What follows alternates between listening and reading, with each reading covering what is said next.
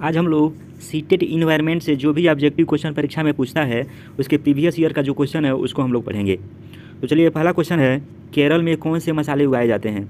तो केरल में इलायची, ऑप्शन है इलायची, काली मिर्च, लौंग, उपयुक्त सभी। तो केरल में इलायची और काली मिर्च और लौंग ये सभी उगाए जाते हैं, तो इसका चौथा आंसर हो जाएगा। दूसरा क्वेश्चन है, एक वस्तु 3 सेकंड में 23 मीटर और फिर अगले 2 सेकंड में 15 मीटर की यात्रा करती है, वस्तु की औसत गति कितनी है? तो औसत गति बराबर होता है कुल दूरी बटा कुल समय।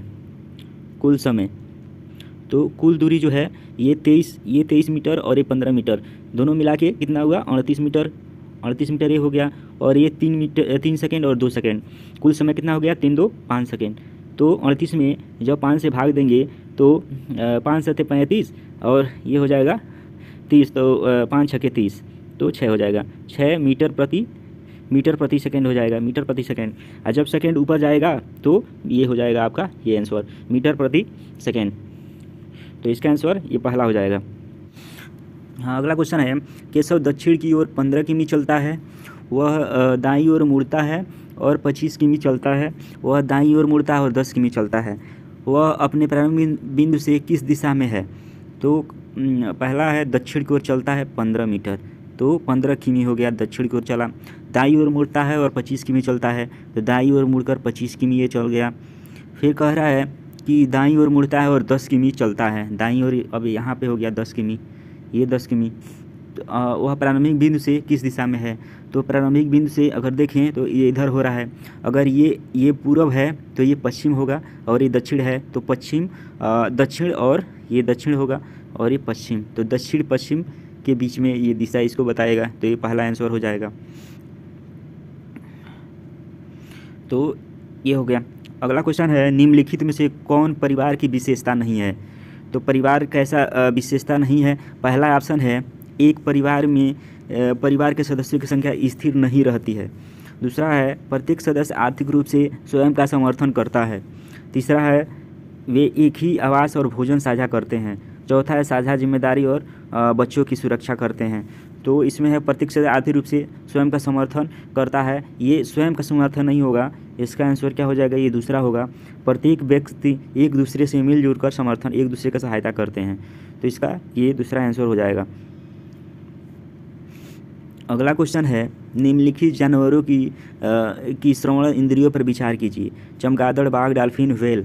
उपरोक्त जानवरों में से कौन सा ध्वनि स्थान का उपयोग करता है?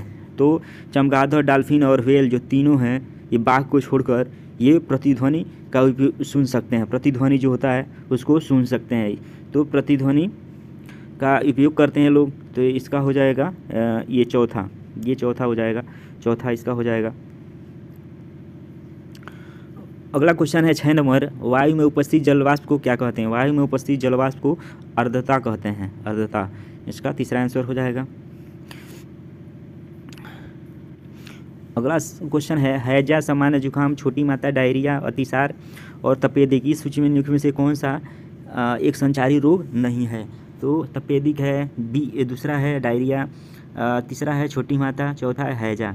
तो डायरिया जो है ये संचारी रोग नहीं है, ये एक प्रकार के संक्रमण रोग नहीं है, तो इसका दूसरा आंसर सही हो जाएगा।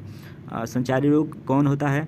तो संचारी रोग आपका वे रोग जो मनुष्यों और जानवरों में जैविक एजेंटों के माध्यम से एक शरीर से दूसरे शरीर में संक्रमण से जो फैलते हैं, तो ये संक्रमण से, ये सारे जितने रोग हैं ये संक्रमण से नहीं फैलते हैं, तो ये आपका इसका आंसर क्या हो जाएगा? डायरिया जो है रोग ये संक्रमण से नहीं फैलता है।